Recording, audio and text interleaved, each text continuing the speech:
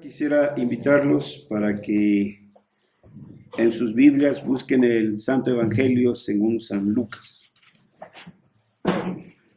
Santo Evangelio según San Lucas, el capítulo 1.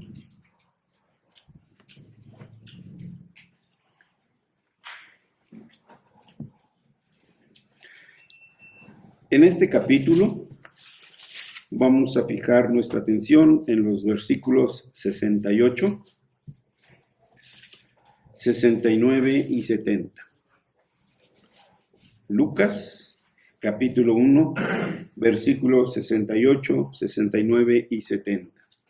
Si lo tenemos, vamos a darle lectura unidos. Dice así: Bendito el Señor Dios de Israel, que ha visitado y redimido a su pueblo, y nos levantó un poderoso Salvador en la casa de David su siervo, como habló por boca de sus santos profetas, que fueron desde el principio. Amén. Vamos a orar. Nuestro Dios y nuestro Padre, te bendecimos y te glorificamos por tu fidelidad, por tu gracia, para con tu pueblo. Señor, porque en tu misericordia, el hombre habiendo caído, fuiste al rescate de él. Y desde entonces, los patriarcas, los profetas y tus pastores han anunciado, primero, la llegada del Mesías, que sería un futuro para ellos. Y después, Señor, cuando éste llegó, a través de tus apóstoles y pastores, ha seguido publicando esa noticia. Señor, queremos pedirte que esta mañana, en que republicamos esa noticia, tu Espíritu Santo haga la obra en nuestros corazones para que podamos conocer, entender y vivir haciendo tu voluntad. En el nombre de Jesús oramos. Amén. Amén. Este versículo o este pasaje que acabamos de leer fue la pronunciación del sacerdote Zacarías y que es conocida en latín como Benedictus Deus Israel. Bendito el Dios de Israel. No olvidemos que en la era patrística el idioma que dominaba era el latín. Por eso es que encontramos muchas de las predicaciones de los padres de la iglesia en latín, como el título del sermón que hoy nos ocupa, In Adventus Redemptoris. Este título no hace otra mención más que remembrar lo que ya los padres de la iglesia hacían, que la iglesia de la Reforma retomó y siguió con este mensaje. A Zacarías, como a María y los personajes de esta época, les tocó ver en primera persona y tocar, como dijo después el apóstol Juan en una de sus cartas, que le vimos, que le tocamos. Y entonces captar su grito de alegría, su júbilo. Bendito el Señor Dios de Israel, que ha visitado y redimido a su pueblo. El cumplimiento de una promesa, anunciada desde el paraíso, proclamada por los patriarcas, enseñada por los sacerdotes del Antiguo Testamento, declarada por los profetas, al fin se veía cumplir. Y nos levantó un poderoso Salvador en la casa de David su siervo. Y el versículo 70 trae a nuestro corazón la manera como el Señor lo ha venido haciendo, como habló por boca de sus santos profetas, como fueron desde el principio. El Señor jamás se quedó en silencio, como incluso Francis Schaeffer escribió un libro con ese nombre, de que Dios no está callado, que Dios no está en silencio, que Dios se ha manifestado. Lo hizo, como he mencionado, en la antigüedad a través de los patriarcas y a través de los profetas y a través de las enseñanzas de los sacerdotes. En el Nuevo Testamento lo hizo a través de los apóstoles y después a través de los pastores. La continuidad de la proclamación del mensaje ha sido patriarcas, profetas, sacerdotes, apóstoles, y la continuidad ahora son los pastores. No existen más los profetas en la usanza del Antiguo Testamento. No existen más los sacerdotes en la usanza del Antiguo Testamento, ni los apóstoles. Fueron oficios extraordinarios que el Señor levantó para hacer saber su voluntad. Pero surgieron los servicios ordinarios, los oficios ordinarios, el pastorado, el ancianato, el diaconado. Ahora son los pastores los encargados entonces de republicar. Porque esto ya está publicado, esto ya fue anunciado. Y la tarea de un pastor entonces es republicar aquello que ya ha sido publicado. Y esa es ahora también nuestra tarea profética como iglesia. Esa es la tarea que cada uno de nosotros tenemos, como lo tenía el pueblo. El pueblo era exhortado por los profetas, enseñado por los sacerdotes, pero estos también daban testimonio, como aquella niña que le dio testimonio a Amán, de ese Dios de poder, y tantos otros ejemplos que encontramos en las Escrituras. Esta es una temporada muy importante para la humanidad y sobre todo para el hemisferio occidental, los pueblos y las naciones de Occidente. De manera que para nadie pasa inadvertida la temporada de la Navidad. Pero el alud comercial ha desplazado la imagen del Cristo descendido de los cielos y nacido en Belén para traer redención a los pecadores, para que la nueva humanidad, los redimidos de Jehová, rescaten, restauren y redirijan el desarrollo histórico-cultural de la totalidad de la creación.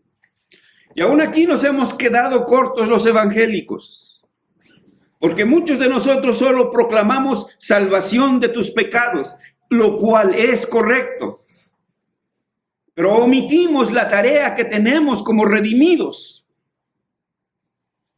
Es restaurar la totalidad de toda una creación afectada por el pecado. Pero hoy, siglo XXI, vivimos inmersos en una sociedad secularizada que nos ofrece, en lugar de la reconciliación con Dios, la imagen de un Santa Claus, quien cumple los deseos de todo el mundo. Este mundo secularizado nos brinda también fiestas distractoras que desvían nuestra visión del verdadero significado de esta temporada del Adviento.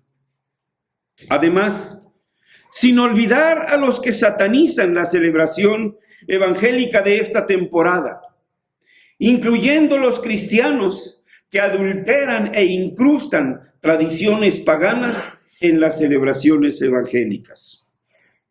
Por eso, el título del sermón que hoy hemos anunciado, In Adventus Redemptoris, se hace alusión a los padres de la iglesia, quienes en esta época predicaban sobre la llegada del Mesías anunciado por los profetas, para que el pueblo siguiera alentándose de la segunda venida de Jesús. Por eso, en primer lugar, quisiera traer a sus mentes el recuerdo del origen del Adviento. Digo el recuerdo porque no es la primera vez que abordamos este tema.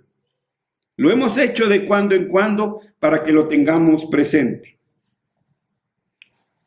El Adviento es una parte del año litúrgico cristiano que se le conoce como estación del Adviento. Esta estación o periodo comprende los 4 domingos que preceden a la Navidad del Señor. La Iglesia cristiana comenzó a celebrar la Navidad a partir del siglo IV, o sea, por el año 500. Un siglo después, en los países del norte de Europa, los cristianos creyeron necesario un periodo de preparación para la celebración de la Navidad, y sobre todo porque existían fiestas paganas que se celebraban a mediados del invierno. Así que por primera vez en el siglo V fue celebrado el Adviento. Como vemos, no somos los únicos en celebrar. Hay otros que también celebran, pero otras cosas, otros eventos y de otras maneras. Así que eso siempre lo ha habido y aún hoy en día lo hay. La palabra Adviento viene del latín advento, que significa ir acercándose. Esta era la idea, de anunciar, de recordar que la fecha se venía acercando. Esta palabra también tiene en sus declinaciones otras palabras afines, como adventus. Entonces tenemos dos. Una, advento, que significa ir acercándose. La siguiente palabra es adventus, que indica la llegada. O sea, eso es un acercamiento. Ahí viene, ya está más cerca, ya llegó. Y finalmente, tenemos la palabra adventum. Así que ya tenemos 3. Advento, adventus y adventum, según la declinación. Con la traducción literal, hacia lo que viene. Para los padres de la iglesia era la idea de esperar algo que se deseaba con fervor. El pueblo del antiguo Israel esperaba con fervor la llegada del Mesías.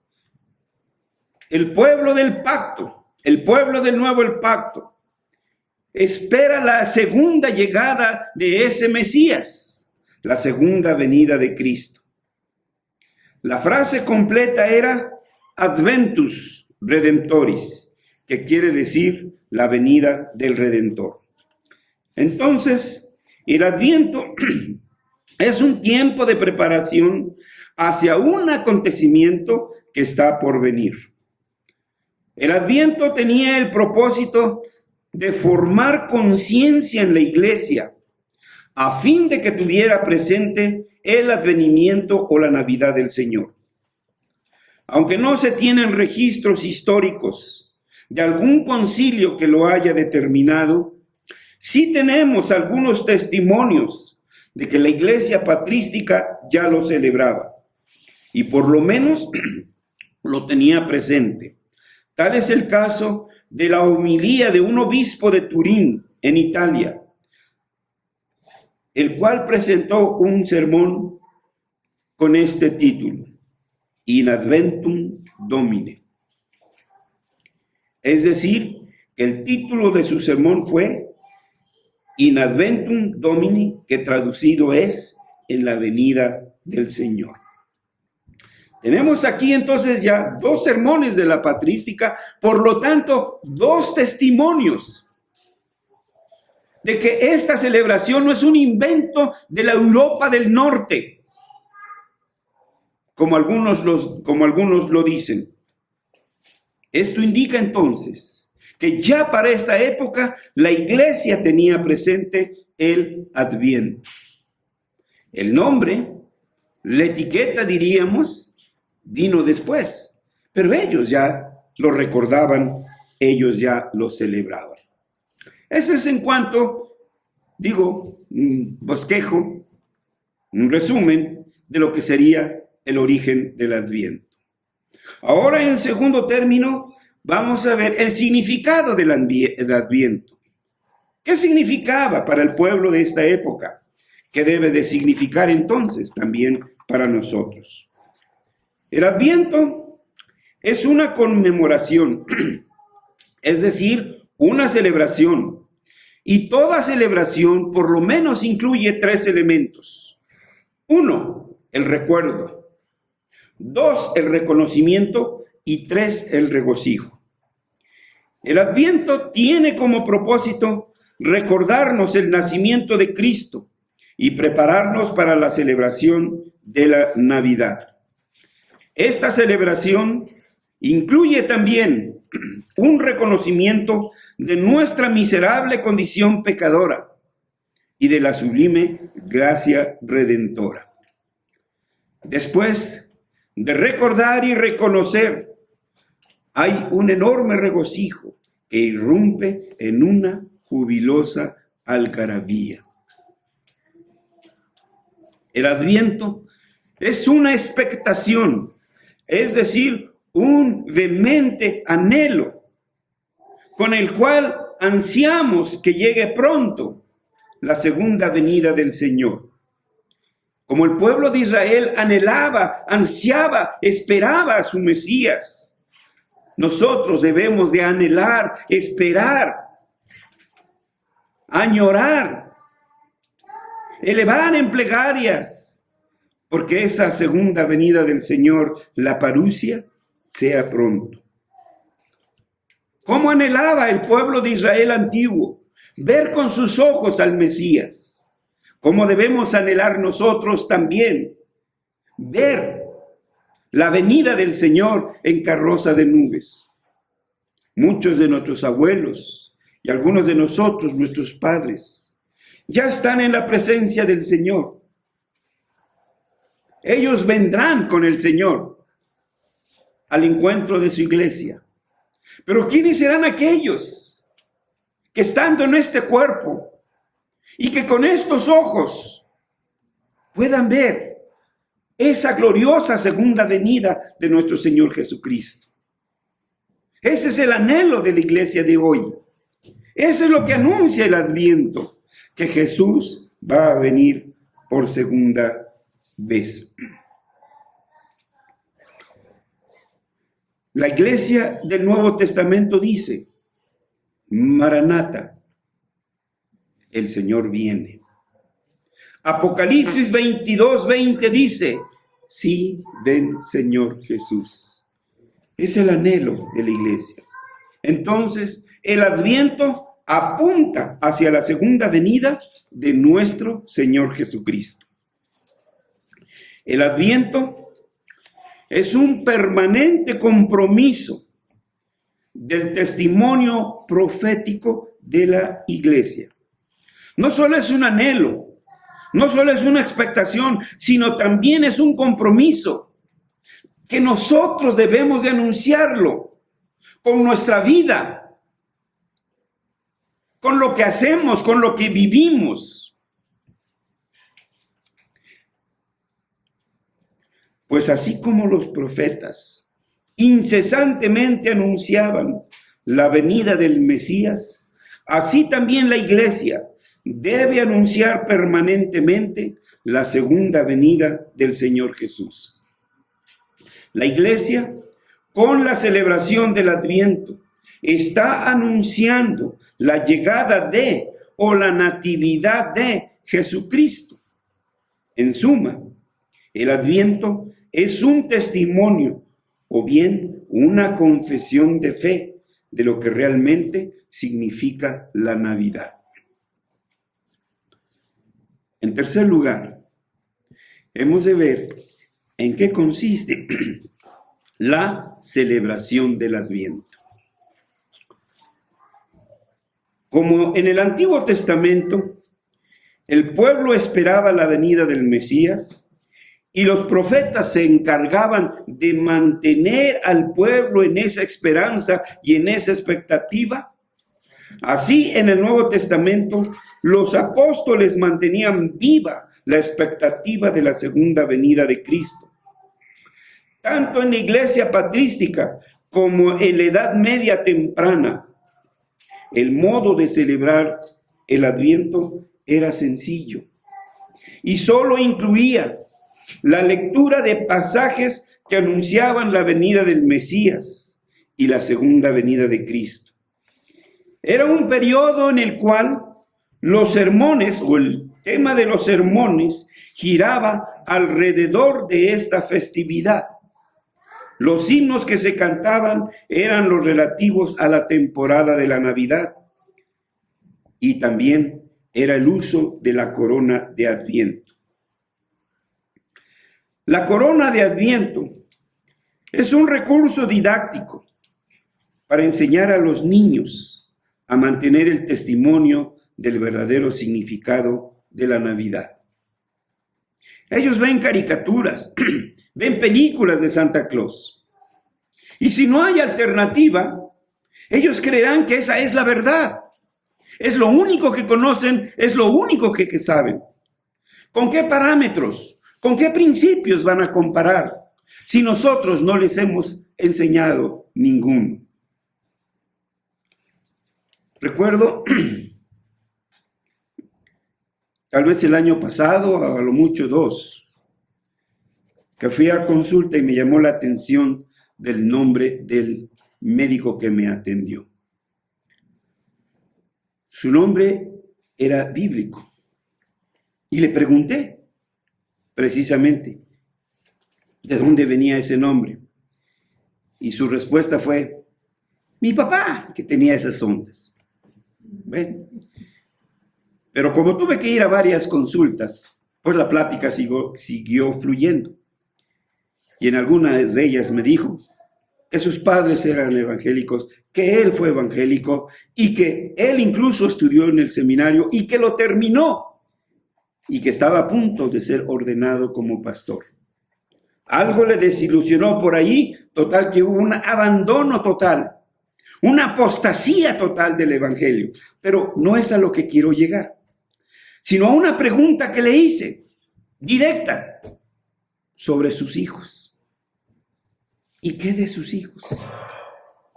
Dice, no les he enseñado nada. Pero eso no es tampoco lo interesante, sino que uno de sus hijos adolescentes, estoy hablando el testimonio de él, es que uno de sus hijos se le acercó un día a su papá y le dijo, oye papá, ¿y nosotros en qué creemos? ¿Sí? Ese es a lo que llevamos a nuestros hijos. Cuando nosotros no somos los que damos ese testimonio a nuestros hijos, ¿qué alternativa les damos? Ninguna. Ellos tal vez ahora no lo entiendan, como muchos de nosotros no lo entendimos. Y que ahora decimos, yo en lo personal, tenía razón el viejo. Tenían razón nuestros papás. Entonces, eso es la tarea que tenemos. Mantener viva esa esperanza y enseñarle a los niños y enseñarle a los adolescentes. Algunos historiadores sitúan el uso de la corona por ahí del siglo X en los países del norte de Europa. La corona era un círculo hecho de hojas de pino con diversos adornos y 4 velas. En el culto de la iglesia y en los devocionales familiares se hizo costumbre encender una vela el primer domingo, 2 el segundo y así sucesivamente. Normalmente se pedía que un niño encendiera una vela con una frase que el niño repetía. Enciendo esta primera vela en el primer domingo de Adviento para que nos recuerde que hemos de prepararnos para la venida del Señor. Si usted no hace esto, ¿cómo crecerá su hijo? Piénselo. O mejor dicho, sus nietos, porque ya sus hijos están aquí. Si nosotros no tenemos esa precaución para con nuestros hijos, ¿qué será de sus nietos? Piénselo. Crecerán como cabritos, como cabros monteses, a la deriva.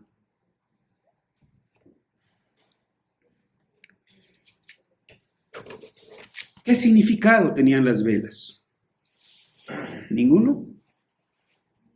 Nosotros no especulamos. Nosotros no inventamos. Nosotros no simbolizamos. No alegorizamos. Nada se sabe con seguridad al respecto. Algunos dicen que cada vela representaba 1000 años, sumando los 4000 años de expectación en el Antiguo Testamento. Otros creen que una vela se refiere a la promesa de la creación, otra a las promesas del pacto, otra a la promesa del reino y otra a la promesa de los profetas. Hay quienes piensan que se refiere a las estaciones del año, primavera, verano, otoño e invierno. Algunos decían que simbolizaba la esperanza de Israel, la de los pastores, la de los magos y la de María. En fin, pero todo esto son especulaciones, muchas especulaciones, y muchos de los simbolismos que incluso llegan a ocultar el verdadero sentido original de la corona de Adviento, que solo tenía el propósito de conmemorar la expectativa del advenimiento de Cristo. Algunas especulaciones sobre la corona de Adviento. Según algunos, el círculo del follaje verde simboliza la eternidad que no tiene principio ni fin. El follaje verde simboliza la vida. Cada domingo se va encendiendo una de las velas. Normalmente la primera en encenderse es de color morado y simboliza las tinieblas en la que vive el hombre lejos de Dios. La segunda vela es verde, la tercera vela es color rojo y la cuarta es color blanco. Si nos damos cuenta, los colores van de un tono oscuro a un claro hasta llegar al blanco. Esto simboliza, según ellos, el camino del hombre, que de su pecado empieza a dirigirse hacia la luz del sol, hacia la justicia que nace de lo alto para iluminar a los que viven en tinieblas y en sombras de muerte. Esto suena muy romántico. Esto suena muy bonito, hermanos. Pero un simbolismo relativo. Porque cada uno le puede dar el símbolo que quiera. Para no pocas iglesias presbiterianas, el simbolismo es el mismo. Solamente le agregan algunos versículos para justificar el simbolismo de los colores de las velas. Por ejemplo, para explicar el simbolismo del color morado de la vela, ponen Romanos 3:23. Bueno, ese habla del pecado, pero no habla del color morado ni de la vela. Es algo que yo le adjudiqué. Es algo que yo le inventé. Ese es el simbolismo. Y el simbolismo, cada quien le puede dar el símbolo que quiera, la interpretación que quiera.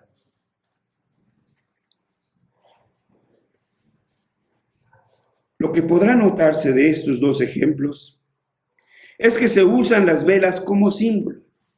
El término símbolo no ocurre en la Escritura, ni se dice en ella que haya algo de usarse en ese sentido. El término que más se aproxima a la idea griega de símbolo es mysterion, y su significado es mysterion, verdad divina que se va revelando.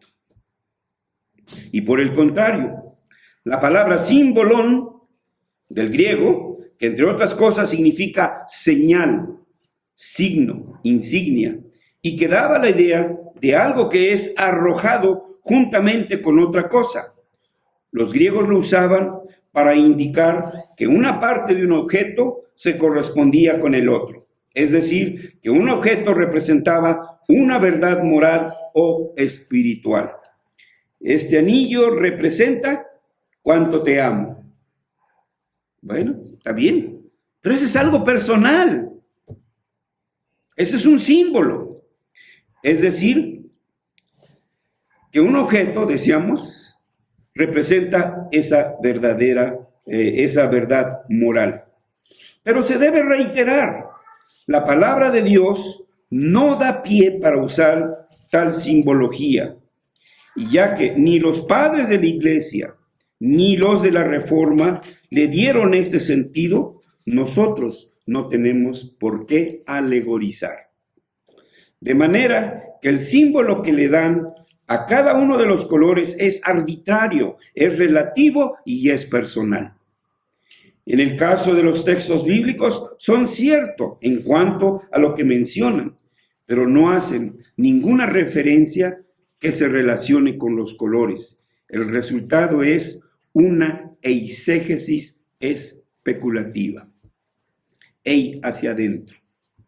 Es decir, una eisegesis es obligar al texto a decir lo que no dice. Forzar al texto que diga lo que yo creo que es. Y eso es eisegesis. En conclusión, hasta aquí se ha presentado el origen histórico de la estación del Adviento. Asimismo, se ha tratado de explicar el significado de esta festividad. Y finalmente, hemos hablado de los elementos de la liturgia del Adviento. Ahora, ¿qué es la exhortación para nosotros? Nosotros debemos celebrar el Adviento como un testimonio de fe al mundo, para confesar y señalar el verdadero significado de la Navidad. También es necesario celebrar el Adviento para enseñarle a los niños de la iglesia la verdad acerca del nacimiento de Cristo. Y para toda la iglesia en general, los adultos, los jóvenes y los niños, a fin de que vivamos a la expectativa de la segunda venida de Cristo y no seamos seducidos por las celebraciones mundanas como las llamadas posadas y los reventones en los antros. Para nosotros los cristianos, en la festividad del Adviento y de la Navidad, no adoramos los elementos ni a los ídolos paganos, pero recordamos con gratitud el cumplimiento de las promesas de Dios. Reconocemos que la soberana gracia de Dios es la única que ha hecho posible nuestra salvación y nos regocijamos porque esto fue posible por la Navidad de Cristo. Así que pues, celebremos el Adviento, celebremos la Navidad, porque celebrar significa reconocer y regocijarse en el Señor. Y además, porque tenemos el encargo de enseñarle estas cosas a las nuevas generaciones, comenzando con nuestros niños, con nuestros jóvenes, nuestras señoritas, incluso los nuevos convertidos. Si no celebramos nosotros, las otras celebraciones no van a desaparecer. Apenas sabemos, los guadalupistas celebraron el 489 aniversario de la aparición, según ellos, de la morena del Tepeyac. ¿Qué les detuvo? Nada. Le cerraron el templo, sí, pero ¿a poco dejaron de peregrinar, no? Se fueron a las capillitas, por un lado. Y por otro, digo, si ven noticias con eso de que ahora hay Netflix, pues ya no se ve nada de eso, ¿verdad? Ni comerciales, ni nada de eso, pues rápido le cambian. Pero si ven las noticias, la gente que fue impedida a llegar, buscó alguna callecita desde donde pudiera ver la basílica. Y ahí se hincaron, y ahí adoraron. Una fe mal dirigida, pero véase el fervor. ¿Van a dejar de hacerlo? No. Pueden tratar de impedirnos lo que quieran. Pero la fe es viva, la fe es dinámica, la fe es expresiva. Lamentablemente, en no pocos casos, mal dirigida. El viernes comenzó otra fiesta muy importante, la Hanukkah, que recuerda la liberación de los egipcios del yugo, de los judíos del yugo de los griegos. Es una festividad que dura una semana y es una algarabía muy grande. Entonces las fiestas ahí van a estar, las posadas están por comenzar. Usted no haga nada, pero alguna de estas fiestas va a seducir a sus hijos. Génesis 6 dice que viendo los hijos de Dios que las hijas de los hombres eran bonitas, se casaron con ellas. No, hermano, lea todo el texto, lea todo el contexto y los demás capítulos. ¿Qué fue lo que sedujo a estos jóvenes? La dinámica, el movimiento. Había ciencia, había cultura, había muchas cosas dentro del pueblo pagano. Cosas que no eran redirigidas y que nosotros no habíamos tomado en cuenta, el pueblo de Dios.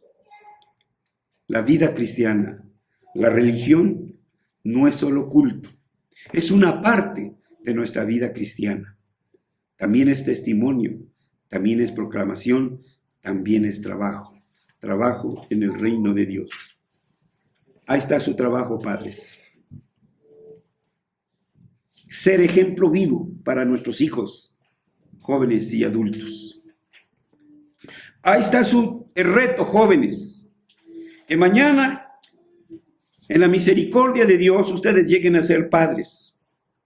Que sus hijos sean criados como ovejitas y no crezcan salvajes como una cabra montés. Ese es su reto. Para nosotros los adultos, seguir orando por nuestros jóvenes y seguir enseñándoles, porque la enseñanza empieza con el ejemplo. Oremos, hermanos.